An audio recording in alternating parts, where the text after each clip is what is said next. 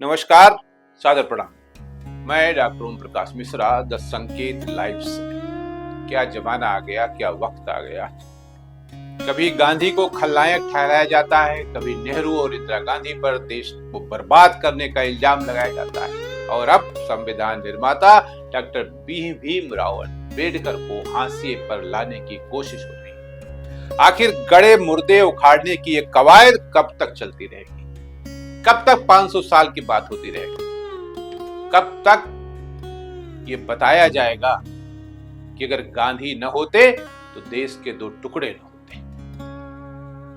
कब तक ये सब चलता रहेगा और कब तक हमको बांटता जाता रहेगा? दफन हो चुका इतिहास कब तक हमें बांटता रहेगा? और सबसे बड़ा सवाल है, वर्तमान की समस्याओं पर यह चुप्पी कब तक? पिछले कुछ सालों में हमने देखा है कि ऐतिहासिक शख्सियतों पर बेवजह की बहसें बढ़ रही। गांधी को लेकर सोशल मीडिया पर अक्सर खलनायक जैसे शब्द ट्रेंड करते हैं। अब एक नया आजकल ट्रेंड हो रहा है कि अगर सरदार वल्लभ भाई पटेल को पास अधिकार होते तो पीओके न गया होता या पीओके हमारा होता। भाई, सरदार वल्लभ भाई पटेल भारत के गृह मंत्री थे, कुछ भी कर सकते थे। आज भी तो गृह मंत्री जी हैं अमित शाह जी, कुछ भी कर सकते हैं, तो वो भी कर सकते थे। लेकिन ट्रेंड हो रहा, चल रहा है। कुछ लोग नेहरू को देश की बर्बादी का जिम्मेदार ठहराते हैं, लेकिन इतिहास उठाकर देख तो लीजिए कि नेहरू ने क्या क्या किया है। और यकीन न हो तो दिल्ली चले जाइए, प्रधानमंत्री संग्रहालय में देख लीजिए कि जवाहरलाल नेहरू के रिजीम का क्या क्या है, क्या क्या उन्होंने किया। अब एक नया सिगुफा शुरू हुआ है। ग्वालियर हाई कोर्ट में अंबेडकर की प्रतिमा को लेकर हुए विवाद में वकील अनिल मिश्रा ने कहा है कि अंबेडकर संविधान निर्माता नहीं थे। आप संविधान निर्माता ना कहें उन्हें, मेरी बिल्कुल ये आपत्ति है इस पर। वो कभी भी संविधान निर्माता नहीं थे और ना इनको कभी भी भविष्य में, मैं ये वचन देता हूँ, कब संविधान निर्माता कहा जाएगा। ये मेरा आपसे वादा है। संविधान निर्माता अगर कोई थे तो BN राव साहब थे, जिनके नाम को, जिनके काम को पॉलिटिकली मोटिवेटेड लोगों ने जानबूझ के दबा दिया। आप इतिहास निकाल के देखें, BN राव ने कि ड्राफ्ट किया पूरा संविधान।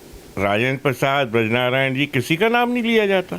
सिर्फ एक नाम लिया जाता है, क्योंकि उनने शुरू से वो बीज बो दिया कि वो मूर्ति विरोधी थे। अब मूर्ति विरोधी जब वो थे तो आप उनकी मूर्ति ले आके उनका विरोध करने के हकदार कैसे हैं?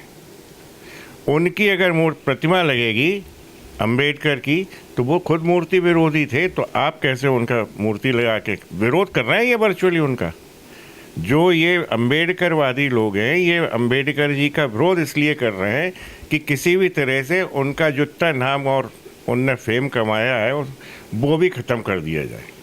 तो ये आपसे ही पूछ रहे हैं मालिक, ये बताओ क्यों लगेगी बाबा साहब की प्रतिमा? ये प्राइवेट प्रॉपर्टियां हैं क्या? मेरे को परमिशन दिला दो, लाओ, मैं 90% वकील खड़े कर देता हूँ, मैं लगाता हूँ राम जी की प्रतिमा, लगा दो परमिशन। हाथापाई का भी आरोप लग रहा है। हाथापाई का आरोप लगेगा जब आप बाहर से, आउटसाइड से आपराधिक तत्वों को कहीं भीमसेना कहीं फलाने बुलाओगे, लगेगा।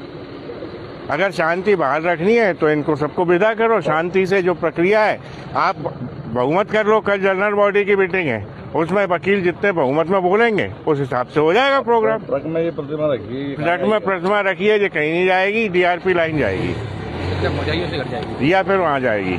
और नहीं तो वकील इतने कमजोर नहीं है, बाहर के आउटसाइडर हमारे भी बहुत आ सकते हैं, फिर ये प्रतिमा ही नहीं बचेगी। तो क्या भारी लोग शामिल थे? नहीं, अभी हमारे एक भी ऐसा नहीं है जो वकील नहीं हो, अभिभाषक है सब लोग। और ये भीमानी वगैरह ये खड़े तो हैं बाहर, देखते क्यों नहीं हो आप? मान लिया नहीं थे, अचानक से ये कैसे पैदा हो गया? अब तक देश को आजाद हुए 75 साल हो गए, आज पता चला ये कि अंबेडकर संविधान निर्माता नहीं हुई। ये आखिर कौन सा गेम चल रहा है, कौन सा खेल चल रहा है?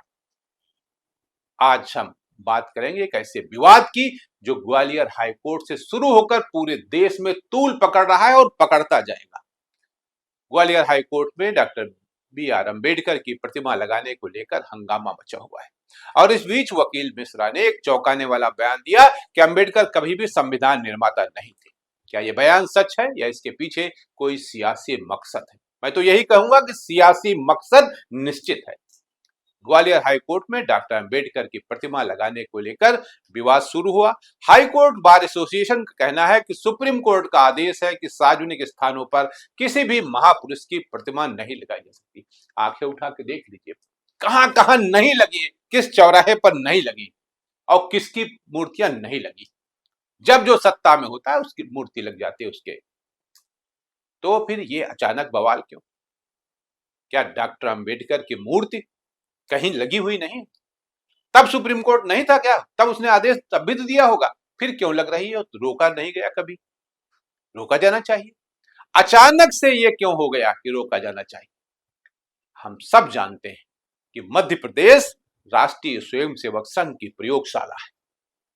प्रयोग किया जाता है, उसका एक्शन रिएक्शन देखा जाता है और फिर अटैक किया जाता है।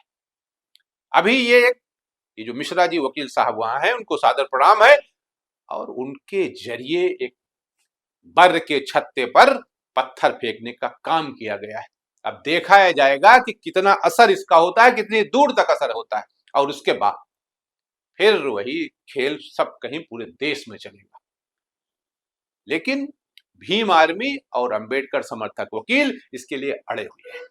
इस विवाद ने जातिगत तनाव का रूप ले लिया है और वकीलों ने भीम आर्मी कार्यकर्ताओं के साथ मारपीट तक कर दी।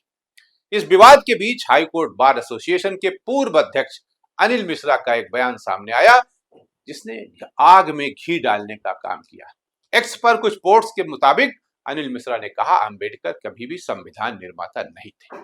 साथ ही उन्होंने गांधी नेहरू, वही जो अभी मैंने कहा ना, गांधी नेहरू और इंदिरा गांधी पर भी सवाल उठाए। उठाते रहो सवाल। ये तो वही हो गया कि मैं अपने बाप से पूछता कि हमारे परदादा ने क्यों कुछ नहीं, पक्का मकान क्यों नहीं बनवाया था? अरे उन्होंने नहीं बनवाया, तुम ही बनवा देते। तुम भी इस लायक नहीं हो या खाली सवालें उठाते रहो कि हमारे परदादा ने कुछ नहीं किया? आप कर दीजिए ना, किसने मना किया? आप तो कुछ कर नहीं रहे हो बड़ी बड़ी बातों के अलावा। तो ऐसे ही चलेगा। इस बयान के बाद बसपा प्रमुख सुप्रीम मायावती ने इस मुद्दे को राष्ट्रीय स्तर पर उठाया और इसे जातिवादी सोच करार दिया है। लेकिन क्या अनिल मिश्रा का दावा सही है? इतिहास बताता है कि डॉक्टर अंबेडकर संविधान सभा की ड्राफ्टिंग कमेटी के अध्यक्ष थे।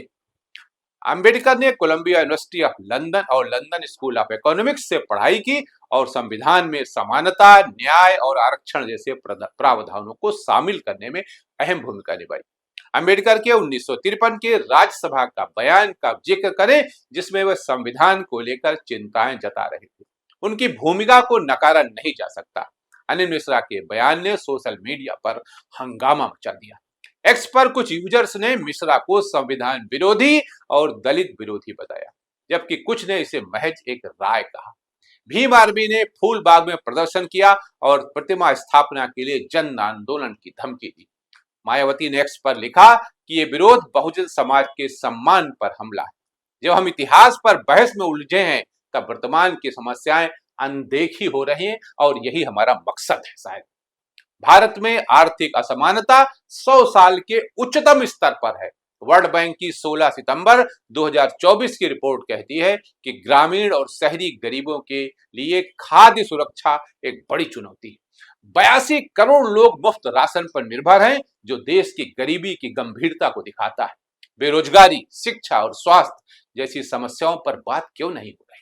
क्यों 500 साल पुराने मुर्दे खोदे जा रहे हैं? उसी से सब कुछ हो जाएगा क्या? वर्तमान पर कोई चर्चा नहीं। क्यों इतिहास को बार बार कुरीदने से क्या हासिल होगा? क्या यह हमें एकजुट करने की बजाय और बांटने का काम नहीं कर रहा? अनिल मिश्रा का बयान हो या ऐसी ही दूसरी बहसें, ये समाज में नफरत और तनाव को बढ़ावा दे रही। सवाल यह है कि इसके पीछे है कौन? यह भी पता होना चाहिए। और सवाल यह भी है कि आहिस्ता आहिस्ता हर ऐतिहासिक शख्सियत को निशाना बनाया क्यों जा रहा है? या हम वर्तमान को चुनौतियों पर ध्यान न दें? इसके लिए भारत अब दुनिया की चौथी बड़ी अर्थव्यवस्था बन गया है, लेकिन फिर भी सोनबरसा सामुदायिक स्वास्थ्य केंद्र में एक गर्भवती महिला को फर्श पर बच्चे को जन्म देना पड़ा। जरा ये वीडियो देखिए, क्या है और क्या कह रहा है। आप देख सकते हैं कि क्या हाल है। अस्पताल में न कोई डॉक्टर है, न नर्स है, न ही बेड है। मजबूरी में सविता नामक उस महिला को अस्पताल के गेट पर फर्श पर बच्चे को जन्म देना पड़ा। इस घटना का वीडियो वायरल होने के बाद हंगामा मच गया। सविता रात करीब 1 बजे अस्पताल पहुंची थी, लेकिन वहां मौजूद स्टाफ अपने क्वार्टर्स में सो रहा था। परिजनों ने एएनएम कक्ष का दरवाजा खटखटाया, लेकिन किसी ने जवाब नहीं दिया। एक स्थानीय व्यक्ति ने बताया कि अस्पताल में न गार्ड था, न दाई थी और न ही सफाई कर्मचारी। आखिरकार सविता ने फर्श पर ही अपनी तीसरी बच्ची को जन्म दिया। कुछ सिखाता है इससे, कुछ सीख मिलती है इससे हमको क्या? इतिहास से सीखना जरूरी है, लेकिन उसकी आड़ में नफरत फैलाना गलत है। हमें सोचना होगा कि ऐसी बहसें हमें आगे ले जा रही या हमें पीछे ढकेल रही। क्या वर्तमान की समस्याओं जैसे गरीबी, बेरोजगारी और असमानता पर ध्यान देना ज्यादा जरूरी नहीं? आज के लिए इतना ही। नमस्कार।